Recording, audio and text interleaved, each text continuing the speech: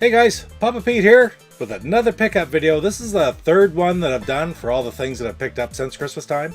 I had my first one that I made was about all the NES things that I had picked up, and then the second one was the Xbox original games that I'd gotten since Christmas.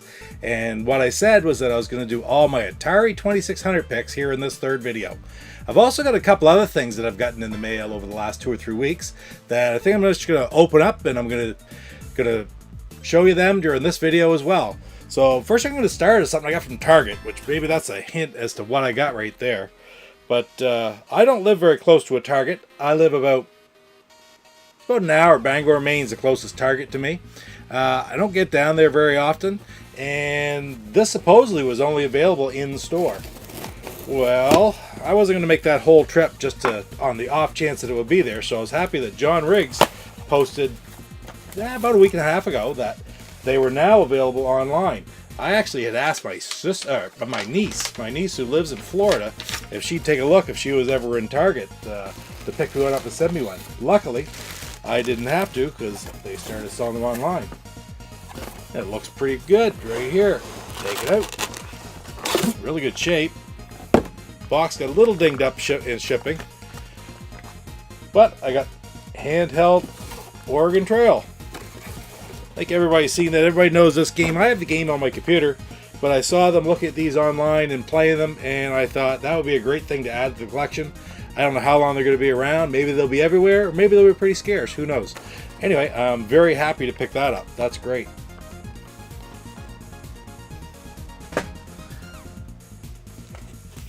The next thing I got, as you can probably tell from there, is some vinyl.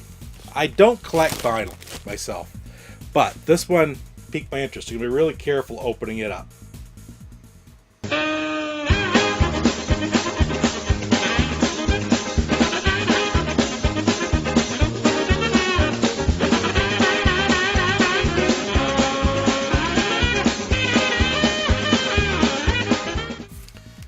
Okay, I think I got it open here now. Now, like I said before, I don't really collect vinyl, but what I do collect is autographs. I enjoy collecting autographs, mostly autograph pictures and such, but a lot of the times I just really like to collect the autographs from any of the people, television personalities, movie personalities, or sports figures from back when I was a kid. And I saw this one the other day on eBay. It's a little bit unusual, and I watch eBay quite a bit for these things. I'm just going to get it unattached here a little bit.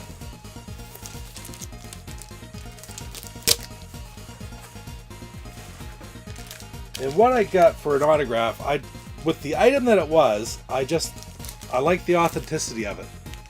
As you can probably see, I don't know if any of you guys remember or not, Captain Kangaroo and Mr. Green Jeans from back in, it was the 70s when I watched them. They were actually on the air from like 62, 63 until into the early 90s on PBS. It was CBS for a long time and then PBS.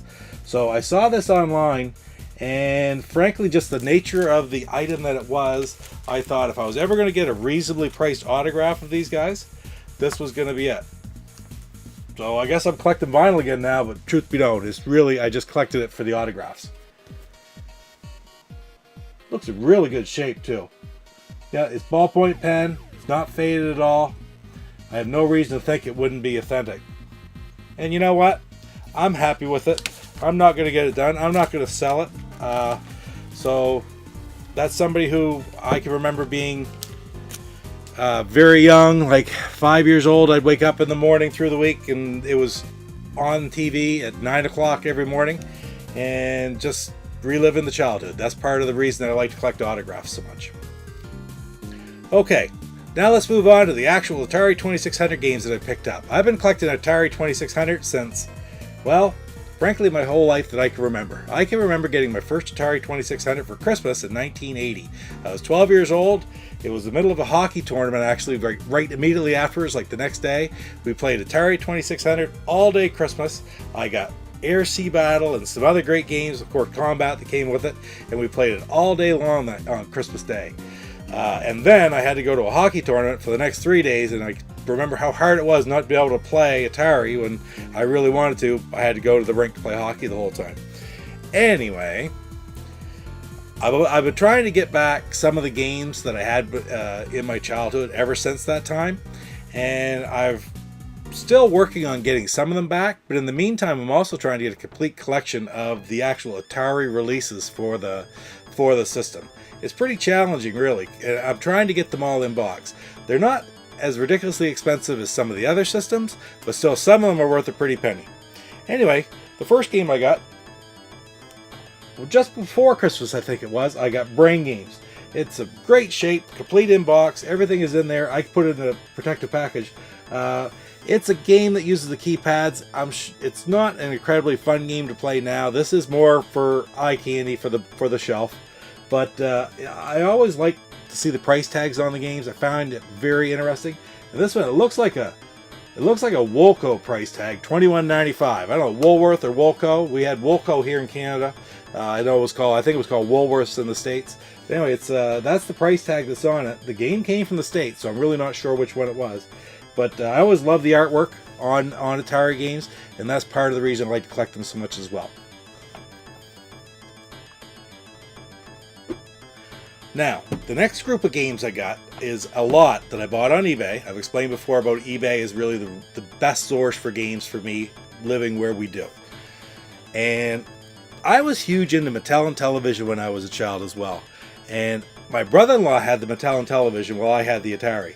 I used to spend a lot of time over at his place. My sister is 16 years older than me, so when I was like 10, they were like late 20s. So he was into video games. He always had a Mattel and Television, and he used to have all kinds of games. And actually, I have those games now. But anyway, I can remember when Mattel came out with a new line of games for the Atari 2600. I see a lot of misinformation about these games online on different videos, thinking that they come out before some of the Intellivision games, but actually all they are is they're almost like ports of the original Mattel and Television games that were remade to sell for the Atari 2600. So I picked up a lot of 8 different games, M Network games. I love the M Network games. I had quite a few already, but again, there's some that are very difficult to get. I have a couple of them here, actually, I think, that aren't quite as easy. The most difficult one to get is Star Strike, but I haven't got that one yet. Maybe sometime, but in the meantime, what I did pick up was one of the most common ones, Super Challenge Baseball.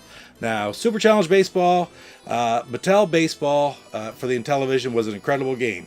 And, of course, one of the big things that they used to use for the promotion was George Plimpton would compare Atari Home Run to Television Major League Baseball.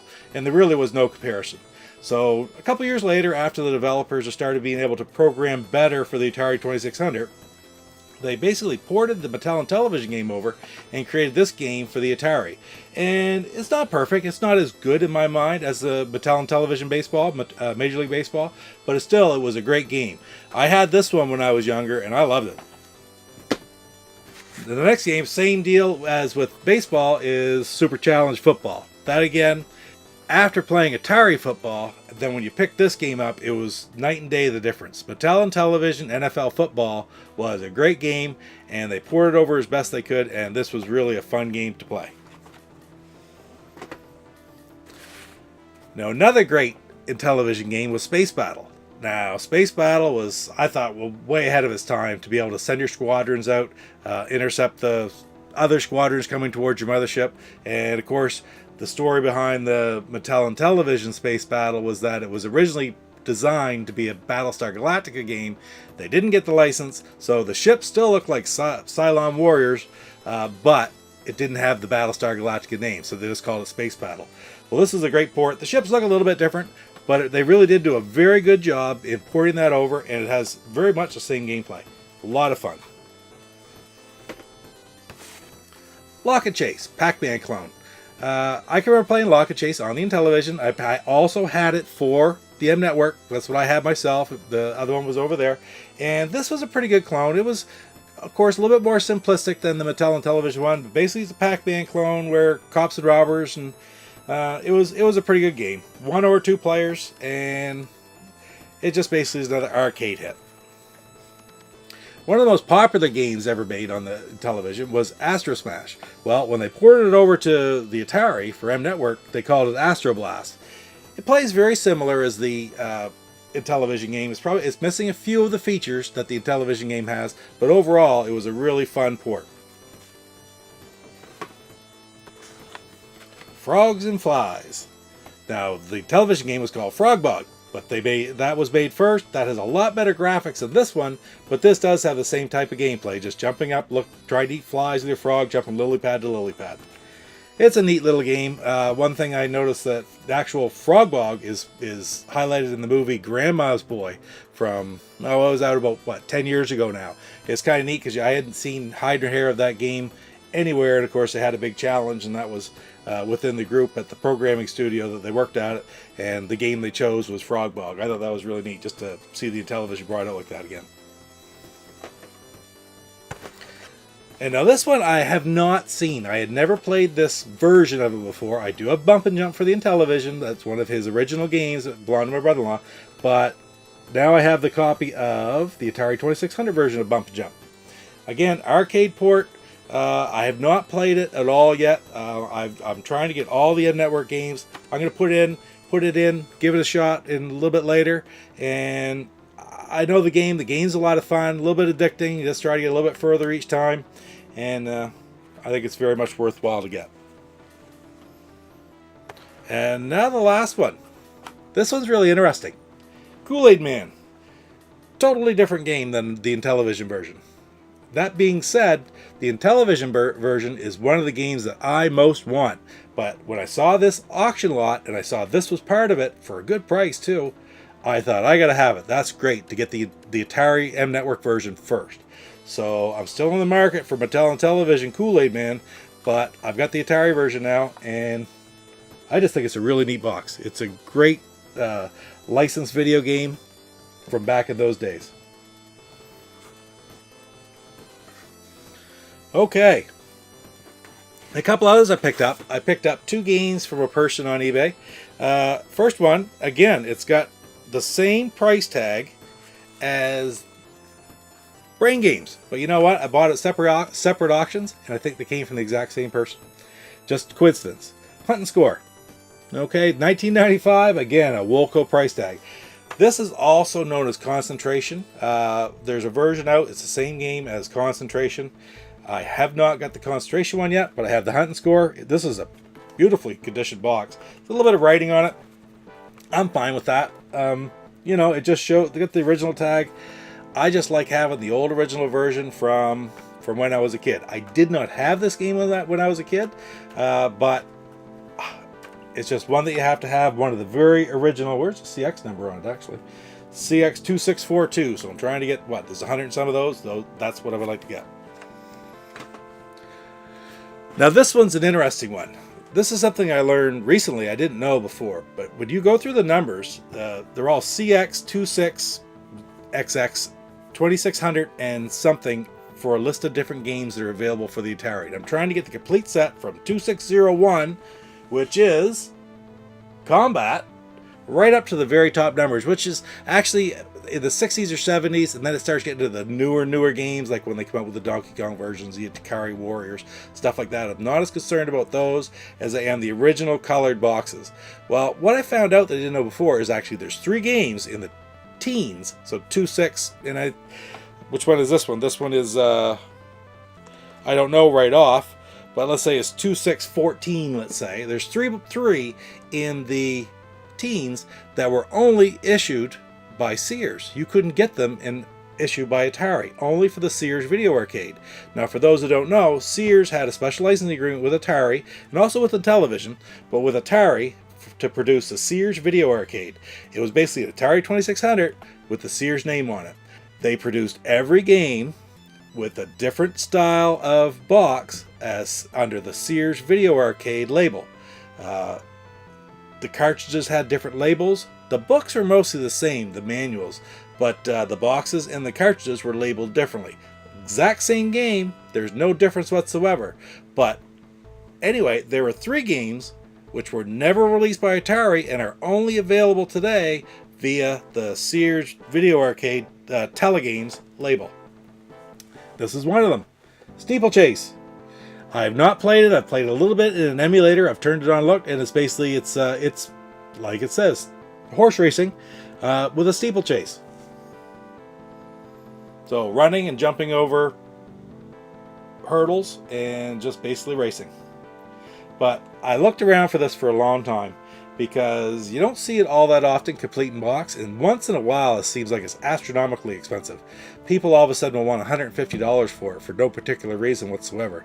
I know that I didn't pay $20 for this because they're available. They're not worth that much money, but people just see things that aren't all that available. People don't pay $150 for it. That's just what they get listed for, and they're up there for months.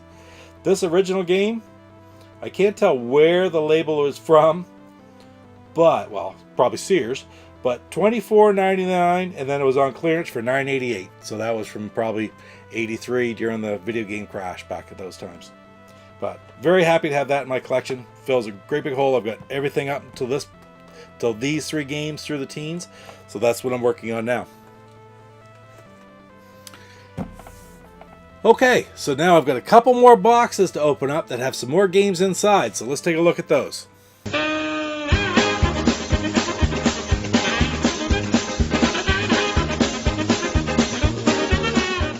Okay, let's see what we got in this one. I haven't checked this out. I wanted to wait to open it right on, and I know what I bought. The condition in the auction looked excellent. This looks like it's pretty well packaged, well taken care of. Let's see what it is.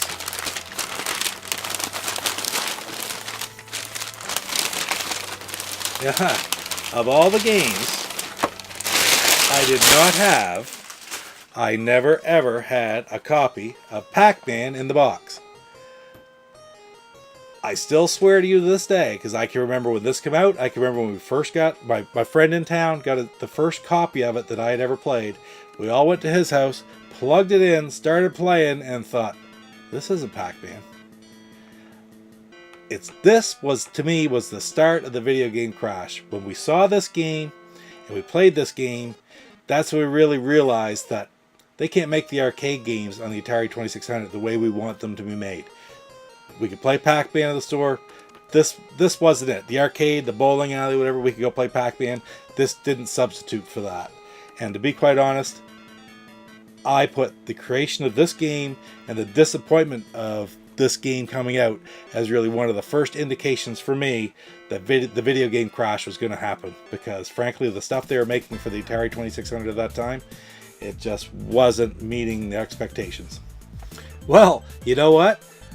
I seem to be talking an awful lot and these videos are getting kind of long. I think I'm going to break down my Atari 2600 pickup video into 2 parts. Thanks for watching, and don't forget to like, comment, and subscribe.